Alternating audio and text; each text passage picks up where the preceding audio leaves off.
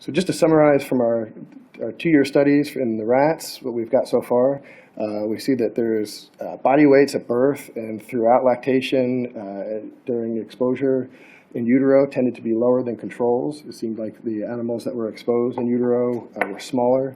Their growth rates and body weights throughout the course of the study seemed to be similar to controls. This was an effect that was observed early on. In general, we saw that survival was higher or greater in all the groups of GSM or CDMA exposed animals in the male rats compared to the controls. We saw an increased incidence of schwannomas observed in the hearts of male rats at 6 watts per kilogram. This was a significant SIR-dependent trend for both the GSM and CDMA exposure modulations. And there was a significant pairwise increase in the CDMA exposure at 6 watts per kilogram. When we look at the brain, we see that there was a specific SIR-dependent trend in the CDMA-exposed incidence of gliomas in the brain of male rats exposed to RFR, but we do see in general that there was only an incidence of the gliomas in treated animals and none in the controls. Again, we saw no exposure-related effects observed in the brains or the hearts of female rats.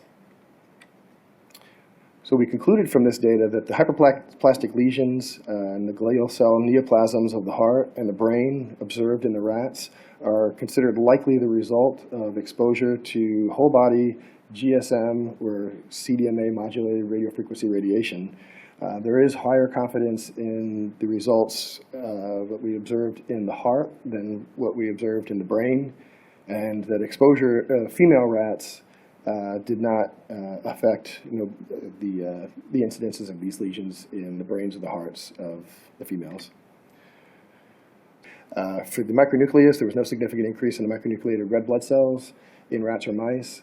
But when it came to the COMET assay, we looked at several different subregions within the brain, as well as the liver and the blood, and we found somewhat mixed results depending on the tissue and the brain regions, and depending on whether it was rats and mice.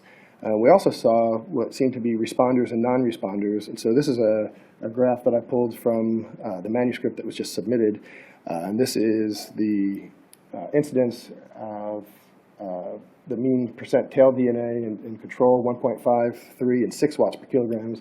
And you can see that there is a significant trend when you look at all the exposures, as well as a significant pairwise increase here in this middle dose group. But what you find is it seems as though there may be responders and non-responders. It seems like there's some very high effect in these two particular animals and these two particular animals, but some of these animals seem to maintain the same levels as what were observed in controls. So overall, I kind of invite you to check out that manuscript when it comes out, but this is kind of the summary of what we see. I'm not going to spend a lot of time on this, but this breaks down, this is rats and mice, males and females. We have CDMA and GSM. So this is somewhat of an adjusted heat map, kind of demonstrating what our results are.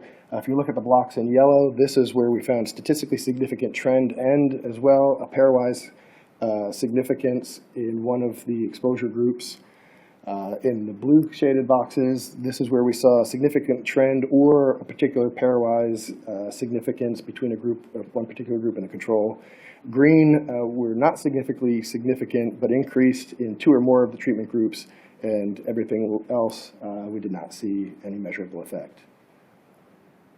So clearly when we got this information in from the laboratory, we looked at it. We have had many people, many eyes look at this information, and overall the conclusion is that you come down to at the end of the day, even taking into consideration all of the information on historical data, the same kind of things that Linda talked about, and you come down to the end of the day, is it more likely that it's related, or is it more likely that it's not related? And the majority of people, and I will say it's not uniform, it's not unanimous, the majority of the people that look at this data set say it's more likely that it is related, that these, certainly the schwannomas, and we have less confidence in the gliomas, they are related to radiofrequency radiation more so than they're not related to radiofrequency radiation. So that's sort of the line at which we've come down on.